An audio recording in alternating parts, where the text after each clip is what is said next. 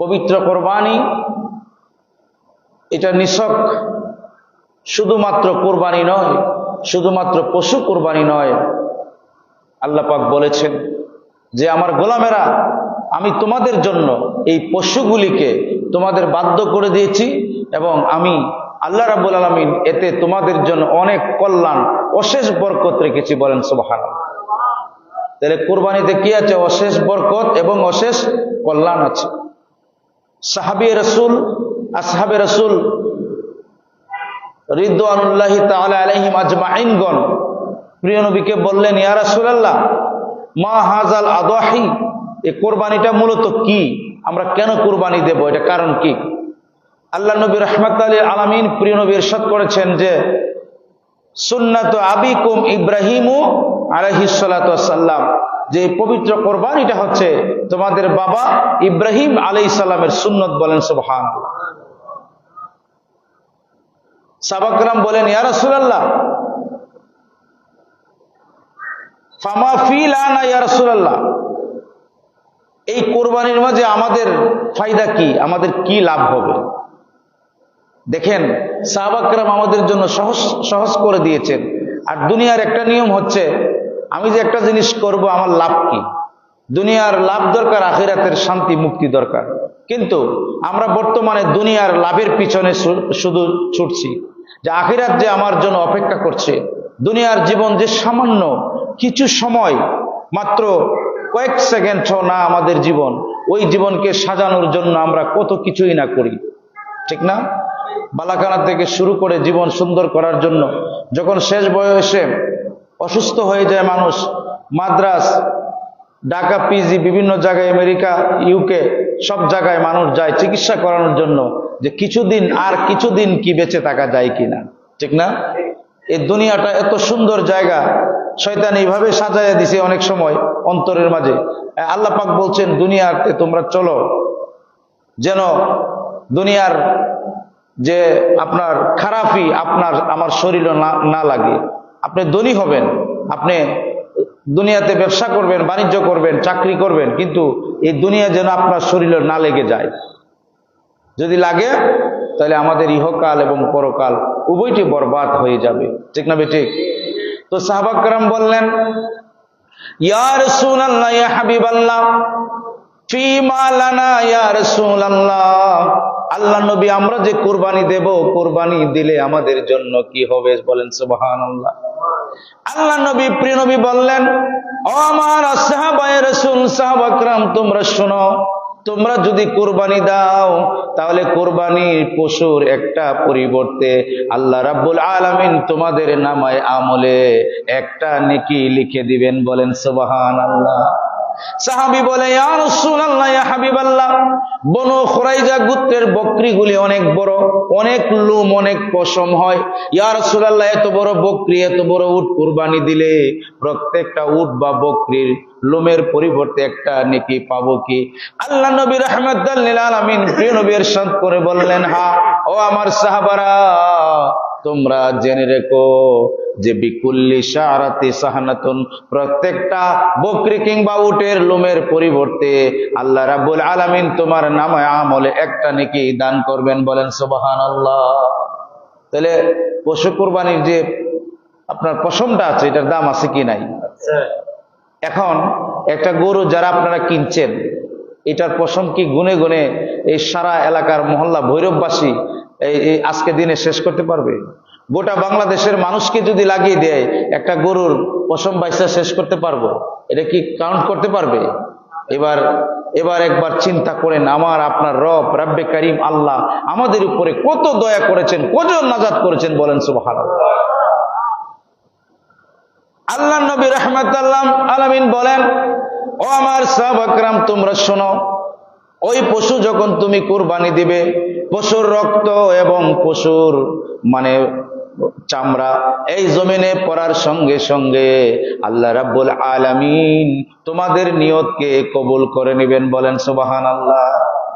এটা নিছক একটা কুরবানি না, এটা এই সম্পর্কে বুখারী শরীফের হাদিস আছে, আবু দাউদ শরীফের হাদিস আছে। প্রিয় নবীকে জিজ্ঞাসা করা হলো, ইয়া রাসূলুল্লাহ, যে যেদিন আমরা কুরবানি করব এই দিনটার দাম কতটুক, দিনটার দাম কতটুক। মামিন আইয়ামিল আমালু সালিহ ফিহিন্না আহাব্বা ইলাল্লাহি সুবহানাহু ওয়া তাআলা।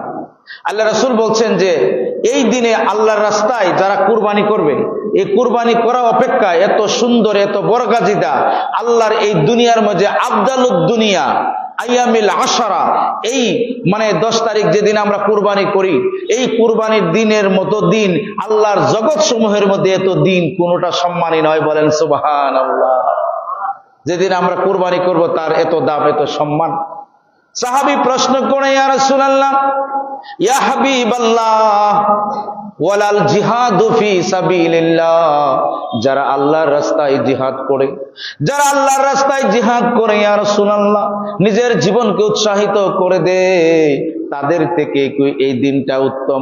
আল্লাহ নবী বললেন, ওয়ালাল জিহাদু ফি সাবিলিল্লাহ, ও আমার সাহাবা کرام, যারা আল্লাহর রাস্তায় জিহাদ করে, ওই জিহাদ করার দিন অপেক্ষাও কুরবানির যে দিনটা আমি আল্লাহ রাব্বুল আলামিন নির্ধারণ করেছি, ওই দিনটার দাম অনেক বেশি। বলেন সুবহানাল্লাহ। কত বড় দেখছেন নি দিনের দাম। অথচ আমাদের ছেলেমেয়েরা ডিজে পার্টি করে, নাচে, গান গায়, এগুলির উপরে আল্লাহ এবং রাসূলের ফেরেশতাদের নালত বলেন আমিন। কারণ এগুলি বুঝে শুনে করে। ঈদের অর্থ কি ডেক্স বাজায় ডান্স করা? এটা কি আমাদের সংস্কৃতি? এটা কি সাহাবা কেরামের আদর্শ, আউলিয়া কেরামের সংস্কৃতি?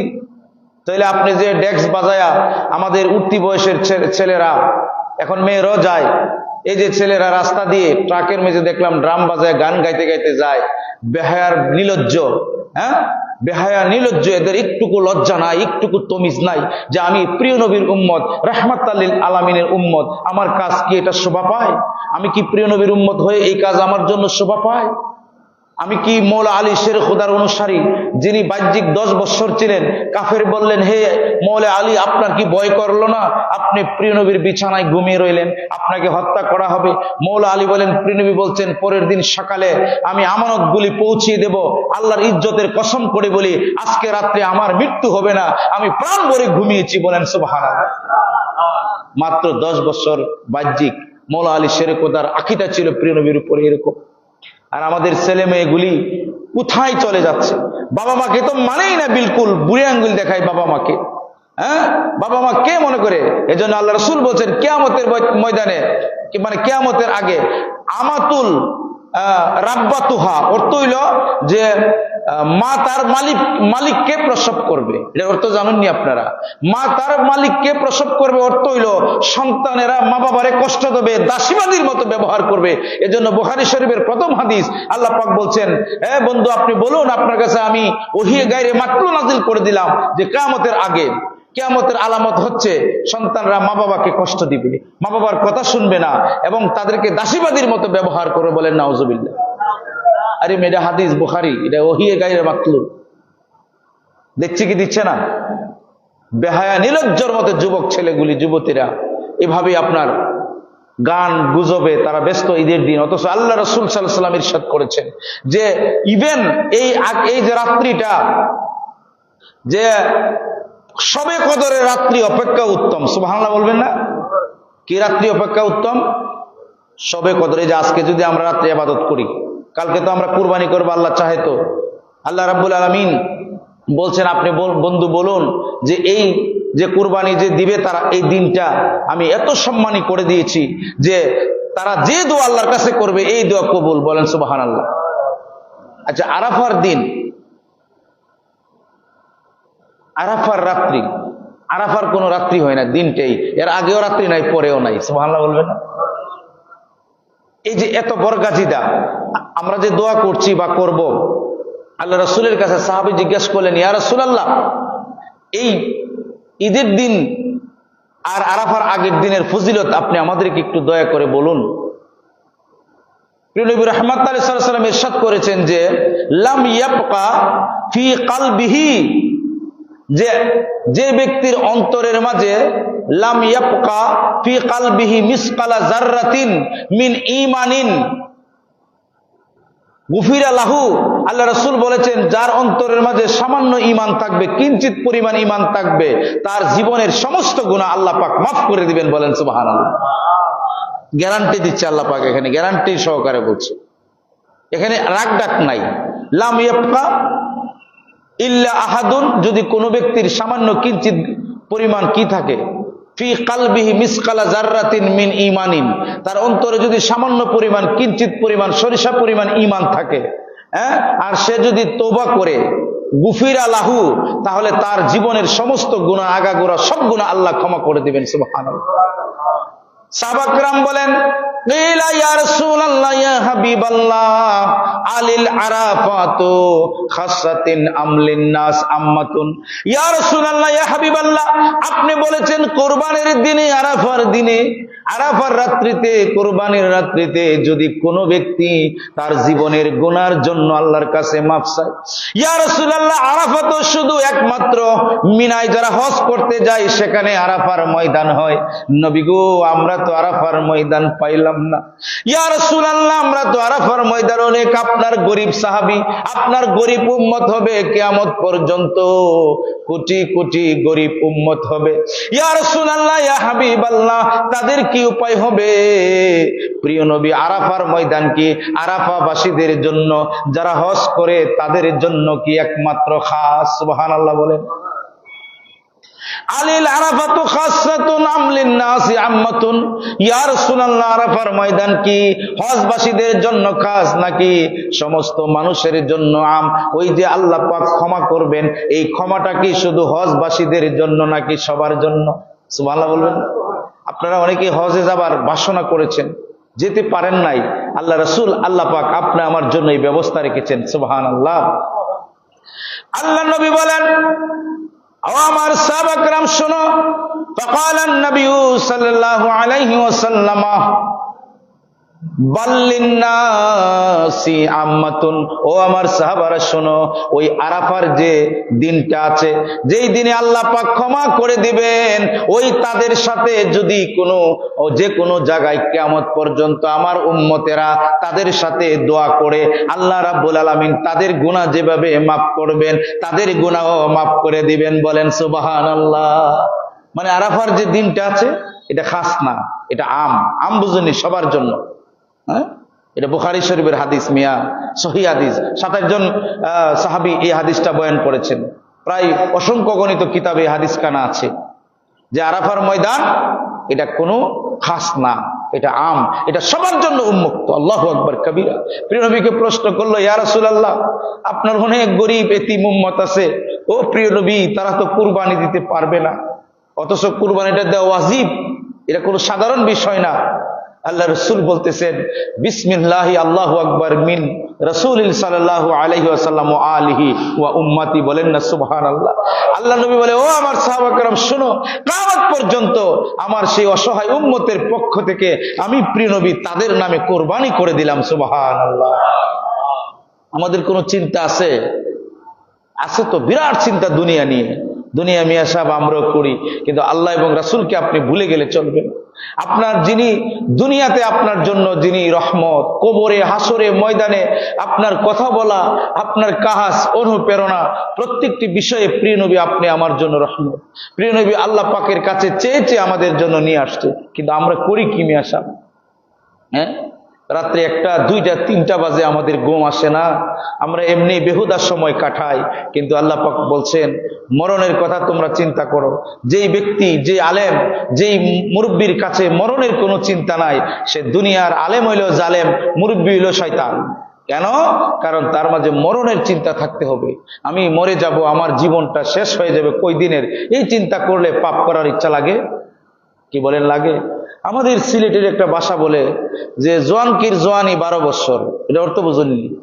জোয়ানকির জোয়ানি কয় বছর? 12 বছর। মানে যৌবন কালটা 12 বছরই টিকে থাকে। যারা আছেন এরা বুঝতে পারবেন, আমরা যারা আছি, হ্যাঁ আপনারা একটু ইশারা দিলাম বুঝে নেবেন। আসলে 12 বছরের জোয়ানকি, আপনার মায়ের ধাক্কা এই সেই, এরপরে কিন্তু শেষ। এরপরে আপনার আর ভাল লাগে না, পিঠে ধরে, কোমরে ধরে, মাজায় ধরে, ডায়াবেটিক, চোখে দেখেন না, আরো কত কিছু। আল্লাহ পাক বলে, বান্দারে এরপরে যখন তুই আমার কাছে ফিরে আসবে, আমি তোর যুবক, সুন্দর, সুদর্শন বানাই দিব। বলেন না সুবহানাল্লাহ। ইয়া রাসূলুল্লাহ আপনার উম্মত গন্ত বয়সে অনেক বৃদ্ধ হয়ে গেল, আপনি বললেন আমার উম্মত যুবক হয়ে যাবে, সুদর্শন। আল্লাহ নবী বলেন সাহাবারে, মানুষের ভিতরের একটা স্ট্রাকচার, বাহিরের একটা স্ট্রাকচার। ভিতরে আল্লাহর ইবাদত করতে করতে, আল্লাহর জিকির করতে করতে তার ভিতরটা সজীব থাকে, সতেজ থাকে। 24 আওয়ার তার কলবের মাঝে আল্লাহ নামের জিকির, প্রিয় নবীর দুরূদ শরীফ তার কলবের মাঝে। ও আমার সাহাবা کرام, যদিও লোকটা দেখতে বৃদ্ধ, দাড়ি সাদা, কিন্তু তার কলবের মাঝে 24 ঘন্টা আল্লাহর নাম, প্রিয় নবীর প্রেম, জিকির। ওই মানুষটা কখনো বুড়া হয় না। জিজ্ঞাসা করা হলো, যখন সে কবরের মাঝে চলে যাবে তাকে সওয়াল জবাব করবে, একটা প্রশ্ন করবে। কয়টা? আমি বুখারী শরীফ আর মুসলিম শরীফের ওয়াজি করি, যেহেতু তোমরা অনেক সময় দলিল দিলে কয় না এটা তিরমিজি শরীফের হাদিস, বুখারী মুসলিমও আসেনি, এর লেগে একটা প্রশ্ন করবে, বুখারী মুসলিমে একটা প্রশ্ন করবে। কয়টা? মনে থাকবো, এটা বুখারী এবং মুসলিমে একটা প্রশ্ন করবে। কয়টা প্রশ্ন? একটা প্রশ্ন। প্রিয় নবীকে দেখাই বলবে, প্রিয় নবীকে চিনি কিনা। সুবহানাল্লাহ। হ্যাঁ, শুধু চিনি কিনা বলবে না, যে তাকুলু, তোমরা নবীর সম্পর্কে কি বলতে, ওয়াজ মাহফিলে কি ধারণা পোষণ করতে, এটা জিজ্ঞাইব। মানে চিনো কিনা এটা তো আছে, কিন্তু কি বলতে তোমরা, ওনার সম্পর্কে ধারণা তোমাদের কি ছিল। সুবহানাল্লাহ বলবে না, শুধু একটা মাত্র প্রশ্ন করবে, বুখারী শরীফের হাদিস, মুসলিমের হাদিস। আর অন্য কিতাব এরা যেহেতু বুখারী মুসলিম বেশি কয়, তা আমি ওইটাই কই। কি বলেন? এই বুখারী শরীফের হাদিস আল্লাহর নবী রাহমাতাল লিল আলামিন ইরশাদ করেছেন, আমার উম্মতদেরকে একটা প্রশ্ন করবে। কয়টা প্রশ্ন করবে?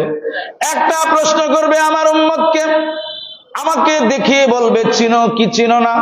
সাহাবা کرام বললেন, ইয়া রাসূলুল্লাহ, ইয়া হাবিবাল্লাহ, যখন প্রশ্নটা করা হবে তার আগে ফেরেশতারা তো আমাদেরকে তুলবে, আল্লাহর হুকুমে জিন্দা করবে। কার হুকুমে? আল্লাহর হুকুমে যখন জিন্দা করবে, আসরের নামাজের সময় থাকবে, কিতাবের মাঝে এসেছে, ওই বান্দা বলবে, আল্লাহ আমি নামাজ পড়বো, আমাকে নামাজ পড়ার সুযোগ দাও। ফেরেশতাগণ বলবে, না, তুমি তো ইন্তেকাল করেছো। সুবহানাল্লাহ বলবেন না? তুমি তো ইন্তেকাল করেছো, ওযু করার কোনো পানি নাই, তোমার নামাজ পড়তে হবে না। ওই লোকটা পেরেশান হয়ে যাবে, পাগল হয়ে যাবে, আমাকে নামাজ পড়তে হবে, তোমরা আমাকে ছেড়ে দাও।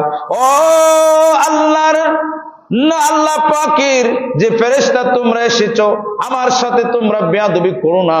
আমি আল্লাহ এবং রাসূলের পাগল, আমার অন্তরের মাঝে আল্লাহ পাকের জিকির করে প্রিয় নবীর সালাত এবং সালাম আমি পড়ে আসছি। ফেরেশতাগণ জিজ্ঞাসা করবে, প্রশ্ন যখন করতে যাবে, আরেকটা ফেরেশতা বলবে, প্রশ্ন তোমাকে করব। হে আল্লাহর বান্দা, তুমি অস্থির হইও না, তোমার জন্য ব্যবস্থা আছে। বলেন সুবহানাল্লাহ। ওই আমাকে আপনাকে যখন যারা ইন্তেকাল করবে, যদি প্রকৃত ঈমানদার হয়, প্রিয় নবীকে যখন দেখাবে, ওই লোক বলবে, ইয়া রাসূলুল্লাহ, ইয়া হাবিবাল্লাহ, আপনার জন্য আমার জীবন প্রাণ উৎসর্গিত। ইয়া রাসূলুল্লাহ, দুনিয়ায় আপনাকে অনুসরণ করেছি, আপনার প্রেমে মাতোয়ারা হয়েছে, আল্লাহকে দেখি নাই, আপনার মাধ্যমে আল্লাহর পরিচয় পেয়েছি। বলেন সুবহানাল্লাহ। ফেরেশতারা বলবে, ফেরেশতা, সারাটা জীবন যেই প্রিয় নবীর প্রেম আমার হৃদয়ে ছিল, অনুসরণ প্রিয় নবীর ছিল, প্রিয় নবীর কদমও এমনি মাত্র চুমুকাবে। তখন ওই ফেরেশতারা ওই বান্দার কবরটাকে বড় করে দিবে এবং তারে নূরের বিছানা দিয়ে দিবে, বেহেশতি খানা তার মানে বেহেশতি পোশাক তার জন্য আল্লাহ পাকের পক্ষ থেকে ব্যবস্থা করে দিবেন। বলেন সুবহানাল্লাহ। তাহলে এই বেহেশতি যে পোশাক, এটা কি আল্লাহর নবীর উম্মতের জন্য না উম্মতের সারা কিনা? আচ্ছা, আপনারা তো কুরবানির পশু কিনছেন না? কুরবানি দেওয়ার জন্য ক্রাইটেরিয়া কি? What is the criteria for slaying? কুরবানি দেওয়ার জন্য ক্রাইটেরিয়া আছে না? আপনি কি গরুটাতে কিনছেন দাঁত ভাঙ্গা কিনছেন, দাঁত দেখা, চোখ নাই, হাঁটু ভাঙ্গা? কি মতো লেসা, আপনি কি গরু হাঁটু ভাঙ্গা কিনবেন কোনোদিন? কি আপনারা কিনছেন কেউ? কেন? এটা আজীব বিষয়। আপনি একটা পশু কোরবানি দিবেন, তার নিখুঁত দেখতে চান, তাহলে যে রাব্বে কারীম আপনি আমাকে গ্রহণ করবে, কবুল করবে, খুঁত থাকলে করব। এটা দি বুঝুন না, ইন্নাল ইনসানা রাব্বিহি লাকানুত।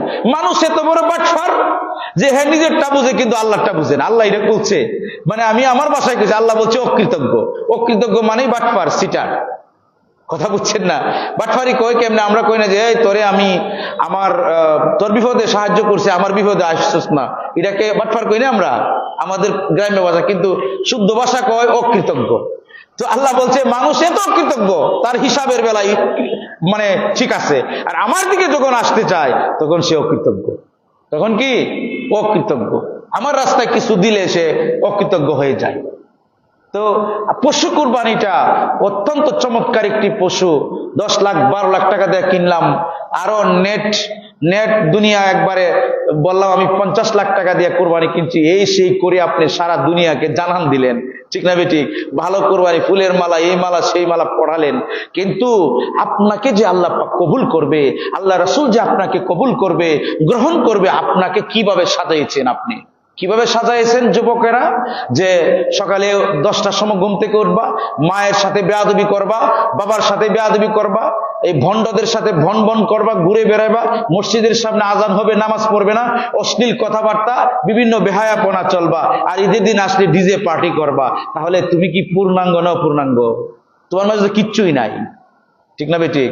তা গরুর মেঝে তো আছে, গরুর পা আছে সুন্দর, দেখতে সুন্দর, চমৎকার একটা কুরবানি দিব আমরা। তুমি তো কুরবানিরও যোগ্য না, কুরবানিরও তুমি লায়ক না, ঠিক না বেঠিক? আমার কথা বুঝছেন আপনারা? এগুলি বুঝতে হবে, ওয়াজগুলি বুঝতে হয়, ওয়াজ শুনতে হয় না, বুঝতে হয়।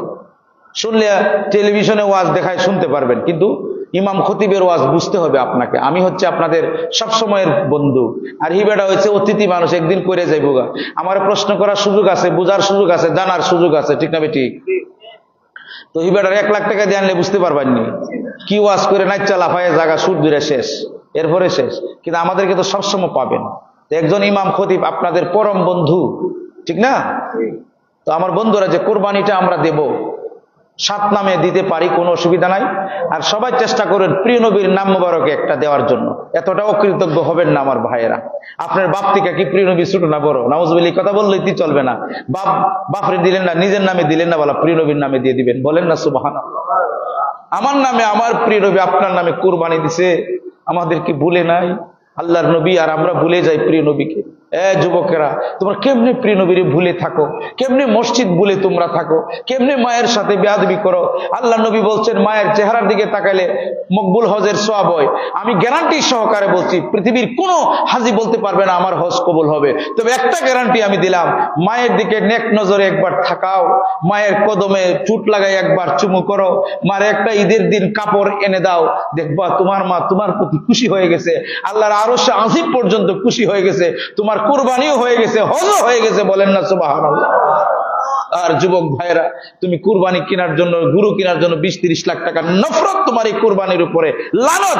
যেই মা বাবাকে তুমি সম্মান ইজ্জত করতে পারো না, তোমার জন্য কোনো কুরবানি নাই, আছে নাই তোমাদের জন্য। তুমি বেহায়া বেশরম, তোমার লজ্জা থাকা উচিত। তুমি একজন মুসলমানের সন্তান, তুমি দাবি করো লা ইলাহা ইল্লাল্লাহ মুহাম্মাদুর রাসূলুল্লাহ সাল্লাল্লাহু আলাইহি ওয়াসাল্লাম।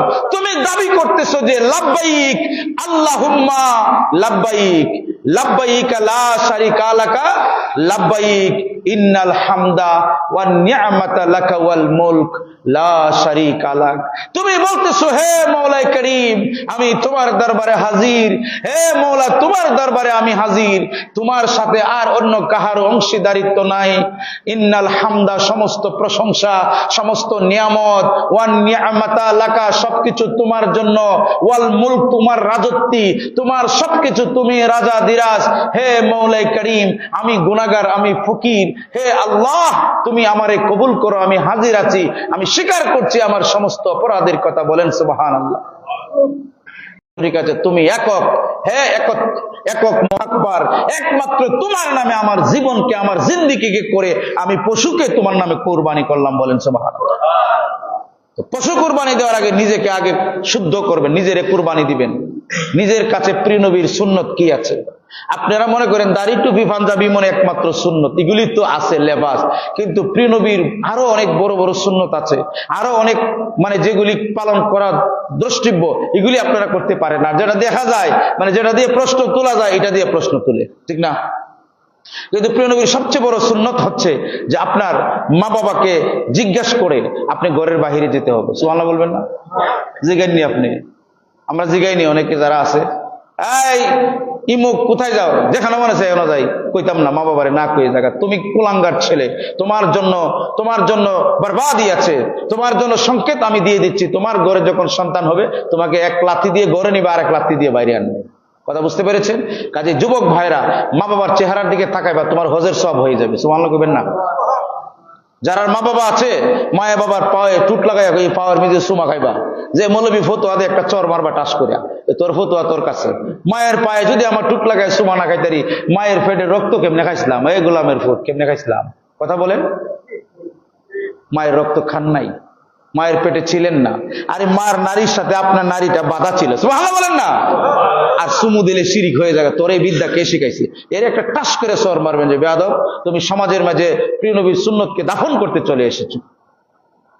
দলিল আছে, সহিহ হাদিস আছে আমার কাছে। এক সাহাবী বলে যে আমি স্বপ্নে দেখলাম, ইয়া রাসূলুল্লাহ, আমি আমার কাবা শরীফের চৌকাটে চুমা খাইছি। কোথায়? কাবা শরীফের চৌকাটে চুমা খাইছি। ইয়া রাসূলুল্লাহ, আমার তো টাকা পয়সা নাই, আমি গরিব, অনেক দূর কাবা শরীফ, আমি কি করব?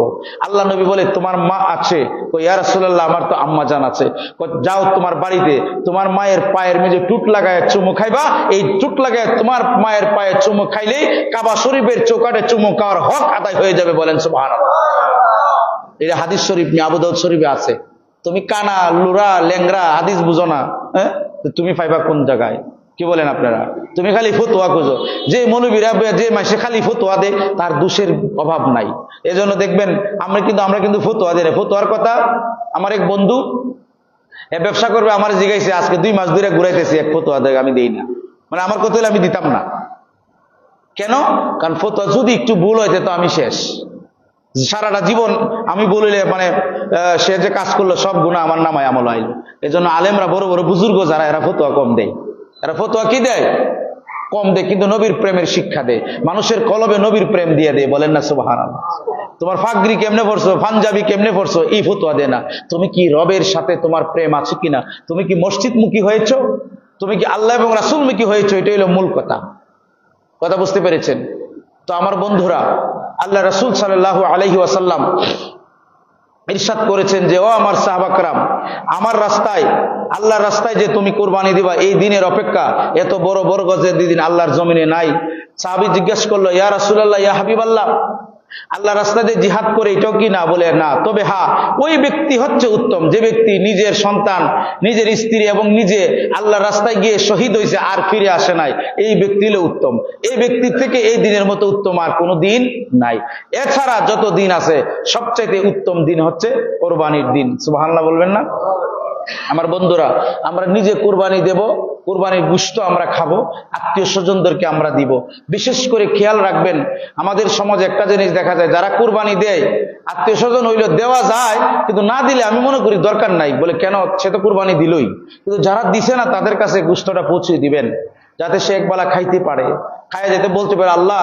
সে যখন খাবার পরে বলবে আলহামদুলিল্লাহ। বিশ্বাস করেন, কিতাবের মেজে আসছে, এক ব্যক্তি মানে অসুস্থ ছিল এবং ক্ষুধার্ত ছিল। তো এক ব্যক্তি আপনার 3টা মাত্র তার রুটি, সে বসে রইল। এক ভিক্ষুক এসে বলল, ভাই আমাকে খাবার দেন, আমি 3 দিনের অনাহারে। এখন তিনি চিন্তা করলে, আমি সকাল থেকে খাইছি না, তাহলে আমি ওনাকে দিয়ে দিই 2টা রুটি। 2টা রুটি যখন ওনাকে দিল, সুলাইমান আলাইহিস সালামের আমলে দেওয়ার সময় যখন সে খেয়ে ফেললো, তখন ওই ব্যক্তি চলছে। চলার পরে ওই ব্যক্তি আপনার গাছের মেঝে উঠছে। গাছের মেঝে বিরাট বড় এক সাপ, অজগর সাপ, তাকে ছুবল দেয় নাই, মানে বিষধর সাপ, তাকে ছুবল দেয় নাই। তখন জিজ্ঞাসা করা হলো সুলাইমান আলাইহিস সালামের কাছে যে, ওই লোককে ছুবল দিল না কেন? বলে, কেন দিল না জানো?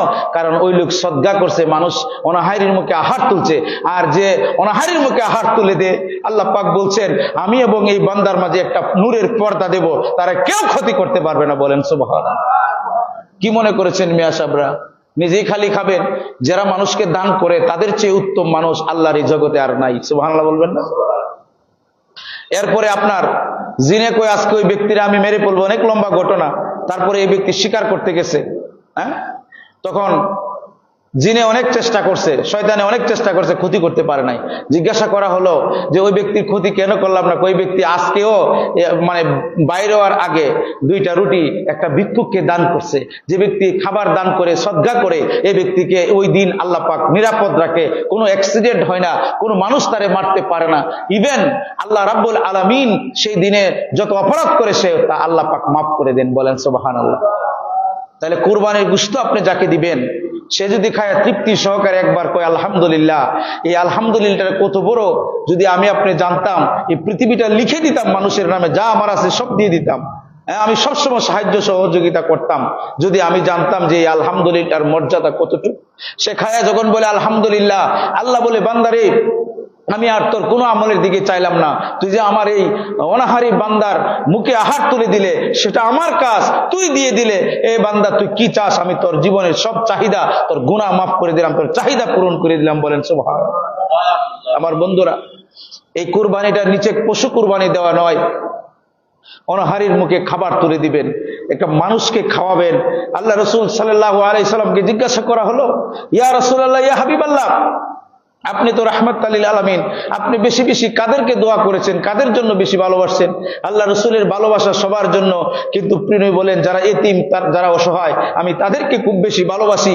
আল্লাহ নবী বললেন, হে আল্লাহ, কাল হাসরের ময়দানে যত এতিম অসহায় আছে তাদেরকে আমার সামনে প্রথম তুমি আনার সুযোগ দিয়ে। বলেন সুবহানাল্লাহ। সেই নবীর উম্মত আমরা। আর দেখে দেখে যারা আত্মীয় স্বজন, যারা ধনী, যাদের টাকা পয়সা আছে, খাইতে পারে, তাদেরকে খাওয়ান, তাদেরকে কুরমা ফুলার খাওয়ান। না না না আমার ভাইরা, যাদের নাই, নীরবে নিপৃতে তাদের বাড়িতে আপনি খাবারটা তুলে দিবেন। আল্লাহ নবী বলছেন, যদি কোনো মানুষ তার এই দুনিয়ার মাঝে যদি তার কোনো একটা আপনার কষ্টকে দূর করে দেয়, আল্লাহ বলছেন আমি নিজ জিম্মাদারি হয়ে দুনিয়া এবং আখিরাতে তার কষ্টগুলি দূর করব। যখন সে অপরাধ করবে, হাসরের ময়দানে যখন নালতের ত্বক পরানো হবে, তার এমন গুনাহ করেছে, কিন্তু মানুষকে উপকার করার কারণে আল্লাহ কয় আমি পর্দা দিয়ে তারে মাফ করে দেব। বলেন সুবহানাল্লাহ। আপনি কি মনে করেছেন মানুষকে সাহায্য করে খোঁটা দিবেন না, যে আমি দি তোরে এটা দিছিলাম? আল্লাহ রাসূল বলেন হে জন্য সাহায্য না করে। আপনারা বুঝতে পেরেছেন? মানুষকে সাহায্য করবেন। আর যে আপনারা এটা করেন, আমাদের সমাজও আছে, আমার এলাকাও আছে, হৃদয়টা চৌচির হয়ে যায়, কত বিক্ষত হয়ে যায়, কষ্টে কিছু বলতে পারি না। মেহমান যারা একটু ধনী আসে বা যারা আত্মীয় স্বজন, তারা ভালা ভালা খাওয়ায়, আর যারা ফকির অসহায় আছে বা নিজের আত্মীয় গরিব থাকে, এদেরকে দিব গরিব জিনিসটা। এটা কি মুনাসিব হলো? আপনার নিয়ত পরিশুদ্ধ না। আপনি নিয়ত পরিশুদ্ধ করেন। আমার ধনী আত্মীয় স্বজন আছে, সে তো খাইতে পারে, কিন্তু আমার গরিব আত্মীয় স্বজনটা, আমার গরিব অসহায় প্রতিবেশীটা, সে খাইতে পারে না, কুরবানি দিল না, সে আমার বাড়িতে কেন আসবে? আমি কেন তার বাড়িতে নিয়ে দিলাম না? বলেন সুবহানাল্লাহ। উমর ফারুক রাদিয়াল্লাহু তাআলা আনহুকে জিজ্ঞাসা করা হলো, আপনি সারা পৃথিবীর, অর্ধ পৃথিবীর শাসনকর্তা, হে আমিরুল মুমিনিন, আটার বস্তা কি আপনার পিঠে না নিলে নয়? তিনি বললেন, এ আসাদ, শোনো, কাল হাসরের দিন যখন আল্লাহ বলবে, হে উমর, আমি তো আপনাকে সেই অর্ধ পৃথিবীর শাসনকর্তা বানিয়েছিলাম, অসহায় এক বোন, অসহায় এক সাহাবিনী তার সন্তানকে নিয়ে মরুভূমিতে অসহায়ের মতো আছে, আপনি আপনার চাকর বাকর দিয়ে পাঠাইলেন খাবার, আপনি কেন নিয়ে নিলেন না? বলেন না সুবহানাল্লাহ। এজন্য আসলামকে বলল, আসলাম, সেই বস্তার বোঝাটা আমার পিঠে দাও, আর আমি নিয়ে সেই খাবার পৌঁছিয়ে দেব। কিন্তু আমরা কি করি? আমাদের বাড়িতে আসে গরিবেরা, ধাক্কাধাক্কি করে আমরা একটু দেই, তেও না দেই, আমারে আপনারা খারাপ পান, কোনো অসুবিধা নাই, কিন্তু হাসরের ময়দানে আমি দুইজনের সামনে সাক্ষী দিতে পারবো, ইয়া রাসূলুল্লাহ, আপনার সুন্নতের বয়ান আমি করেছি। সুবহানাল্লাহ। আমরা ধাক্কাধাক্কি কইরা দেন, এরপরও কিছুদিন আগে কোথায় জাকাত দিছে, মানুষ মারা গেছে, নারত্বর উপরে, মানুষ কেন মারা যাবে তুমি জাকাত দিলে? নীরবে নিবৃতে ওই মানুষটার বাড়িতে তুমি টাকাটা তুলে দিয়ে আসো, তুমি গরুর গোশতটা তুমি তুলে দিয়ে আসো, তুমি কামলা নিযুক্ত করো দুইজন, তার বাড়িতে পৌঁছে দিয়া, এটা তোমার দায়িত্ব, তোমার রেসপন্সিবিলিটি। তুমি যে কুরবানি দিয়ে তারে এক ভাগ অংশ দিলা, তারে তুমি উদ্ধার করে দেও নাই, এটা তার অধিকার, তার হক, তোমাকে দিতেই হবে, নাহলে তোমার কুরবানির কোনো ভ্যালু নাই। কথাটা কি বুঝছেন?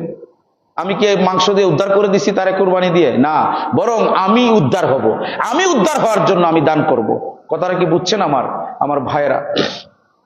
আল্লাহ পাক যেন আমাদেরকে পবিত্র কোরবানির নাজ এবং নিয়ামত এবং বরকত আমাদের দান করে আমাদের অন্তরাত্মাকে যেন আমরা পরিষ্কার করতে পারি, পবিত্র করতে পারি। নাজাত পাওয়ার জন্য অনেক বড় কিছু আমলের দরকার নাই। নাজাত পাওয়ার জন্য মানুষের উপকার, মানুষকে ভালোবাসা, অসহায়ের মুখে হাসি ফুটাই দিবেন। আপনার 12 বৎসর ইবাদতের চেয়ে, তাহাজ্জুদ গুজার করার চেয়ে একটা অসহায়ের মুখে হাসি ফুটাই দিলে এই 12,000 বৎসরের ইবাদত থেকে আরো বেশি সওয়াব হয়। বলেন সুবহানাল্লাহ। আলহামদুলিল্লাহি রাব্বিল আলামিন, আসসালাতু ওয়াসসালামু আলা আলিহি ওয়া সাহবিহি।